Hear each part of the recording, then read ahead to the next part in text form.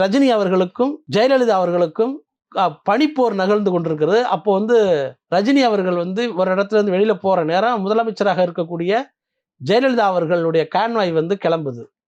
அந்த கான்வாய் கிளம்பி போற நேரத்துல ரஜினி தடுத்து நிறுத்தப்பட்டார். ஒரு இடத்துல பாய்ஸ் கார்டன் பகுதியிலே தடுத்து நிறுத்தப்பட்டார். ரஜினிக்கு ஷூட்டிங்க்கு அவசரம். ஆனால் இங்க கான்வாய் வெளியில போற மாதிரி தகவலே இல்லை.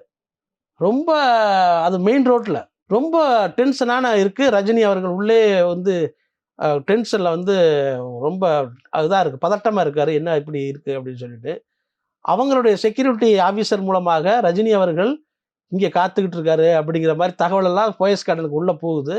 ஆனால் எந்த ரியாக்ஷனும் எந்த பதிலும் ரிப்ளையும் கிடையாது. அவர் ரஜினி அவர்கள் என்ன பண்றாரு, ஒரு முடிவு பண்றாரு. கேஷுவலா இறங்கி பக்கத்து கடையில போய் நடந்து, பிளாட்பாரத்தில் நடந்து ஒரு கடையில போய் ஒரு பொருளை வாங்கி அல்லது சிகரெட்டை வாங்கி அந்த இடத்துல நின்றுகிட்டு இருக்காரு. நீங்க ஒரு பொதுவெளியில ரஜினிகாந்த் அவர்கள் ஒரு கடையில சிகரெட் வாங்கிட்டு நிக்கிறாரு அப்படின்னா எப்படி இருக்கும்? அவ்வளவுதான். அவ்வளவு கூட்டமா அந்த அந்த கேன்வாயை அந்த முதலமைச்சர் வர்ற அந்த பாதையில பெரிய கிரௌடு ஏற்பட்டு போச்சு.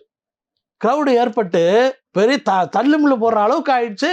இப்பதான் இந்த தகவல் மறுபடியும் அங்க போகுது. இப்படி பண்ணிட்டாரு அப்படின்னா உடனே அவங்கள பூரா கலைச்சிருங்க, அவரை மட்டும் அனுப்புங்கன்னு சொல்லி அவர் காரை மட்டும் அனுப்புங்கன்னு சொல்லிட்டு இப்ப ரஜினிகாந்த் அவர்கள் கிளம்பிட்டாரு.